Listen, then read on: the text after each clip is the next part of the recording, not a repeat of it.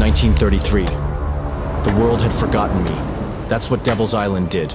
It turned men into ghosts before they were dead. A prison so remote, so merciless that escape wasn't just impossible. It was a joke. The jungle, the ocean, the guards, they all worked together to crush any thought of freedom. But I wasn't laughing. My name is Henri Charrière. But most men here just called me Papillon, butterfly. Maybe because I never stood still. Maybe because I never let this place break me.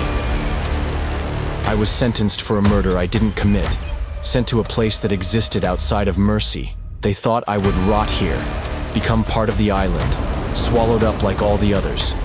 They didn't know me. Nobody locks up Papillon.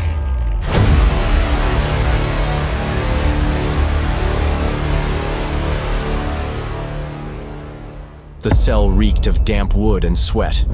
The walls wept with humidity, thick streaks of moisture crawling down the stone like the place itself was alive and suffering with us. The ceiling sagged in places, its wooden beams eaten by rot, the planks above my head shifting slightly with every gust of wind. The ocean was just beyond the cliffs, past the watchtowers and the barbed wire fences, past the jungle that swallowed men whole. I could hear the waves crashing against the rocks, constant, never-ending. I had spent years listening to them, memorizing their rhythm, watching the tides, understanding their moods. The guards thought the ocean was a perfect executioner. I saw something else, a way out. They had taken everything from me, except time. And time was all I needed. The plan started as a whisper in my own mind. Then it became something solid, something real. I spent months gathering materials. A piece of rope here, a scrap of cloth there. The guards never noticed. They didn't pay attention to dead men walking. And then, there were the coconuts. It started as a joke.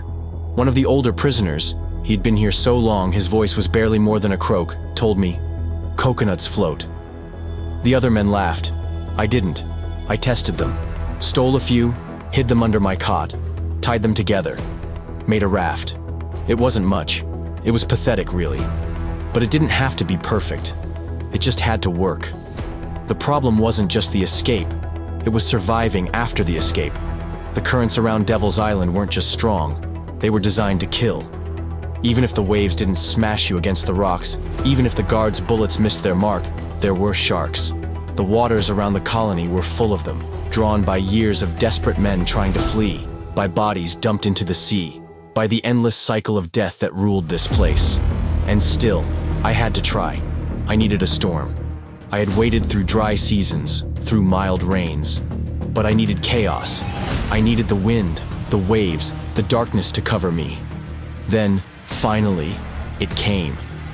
The sky turned black. The ocean roared. The guards huddled inside, their torches flickering against the walls, their eyes on their drinks instead of the prisoners. They didn't even hear me move. I pressed myself against the wall of the barracks, the raft clutched tight under my arm. My heartbeat pounded against my ribs. A voice cut through the rain. "You really think you can do it?" I turned my head slightly. Dega. He wasn't laughing anymore. I didn't answer. I just nodded once. He exhaled. "If you make it." He didn't finish the sentence. There was nothing left to say. I ran. Mud sucked at my feet as I sprinted for the cliffs. The wind howled through the trees, drowning out the sound of my breath. The searchlight swung wildly, struggling against the storm. I was nothing but a shadow in the chaos. Then, shouts. A gunshot cracked the night. I pushed harder. The edge of the cliff came up fast. No time to think, no time to hesitate. I jumped.